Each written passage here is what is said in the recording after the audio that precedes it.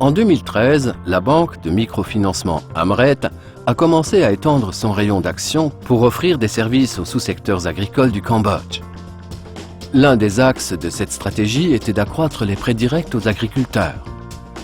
Amret est parti du principe que pour développer durablement ses activités, il lui fallait mieux comprendre les filières des principaux produits agricoles de base, autrement dit mieux, connaître ses matières premières. À cet effet, Amret a recruté des experts agronomes et leur a confié le soin d'établir, pour chaque sous-secteur, des fiches d'exploitation indiquant la structure de la filière et les conditions requises pour que les agriculteurs puissent gérer leur exploitation de manière efficace, ainsi que le calendrier de leurs activités, les prévisions de flux de trésorerie et les principaux risques. Cet instrument a permis de dispenser aux chargés de prêt une formation qui les aide à appréhender les principales filières agricoles dans le détail et partant, à déterminer dans quelle mesure un agriculteur gère son exploitation de manière efficace, quels sont ses besoins d'emprunt et de quelle manière ses remboursements doivent être structurés.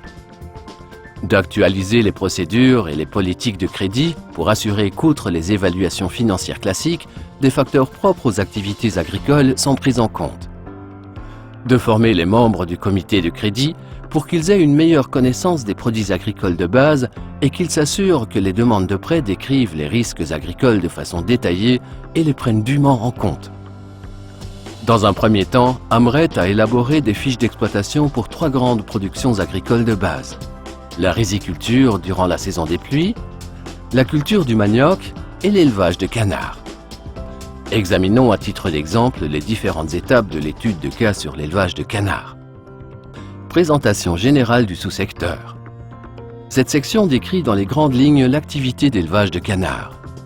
Amret note qu'il existe dans la filière 3 différents types d'entreprises auxquels correspondent différents types de coûts, de revenus et de risques.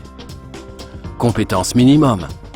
Cette partie du document recense les critères de base que doivent remplir les producteurs pour être crédibles et pouvoir gérer efficacement leur exploitation.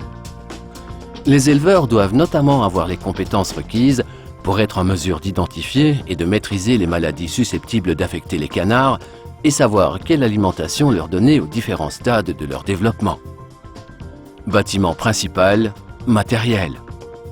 Cette description détaillée des installations permet de déterminer si le cadre d'exploitation se prête à l'élevage d'animaux en bonne santé. Des éléments d'information attestant que des procédures sanitaires et de sécurité sont en place doivent également être fournis. Risque. La grippe aviaire constitue un risque majeur. Les éleveurs doivent démontrer qu'ils sont capables d'identifier les oiseaux malades et les isoler du reste du cheptel. Calendrier de reproduction. Cette section présente un calendrier détaillé des activités de production d'œufs et de viande qui permettent aux chargés de prêt de calculer à la fois le coût des intrants et les dates de commercialisation. En outre, une analyse des flux de trésorerie pour la production de canards de chair aide le chargé de prêt à calibrer la production spécifique de son client et à s'assurer que les principaux coûts sont bien pris en compte.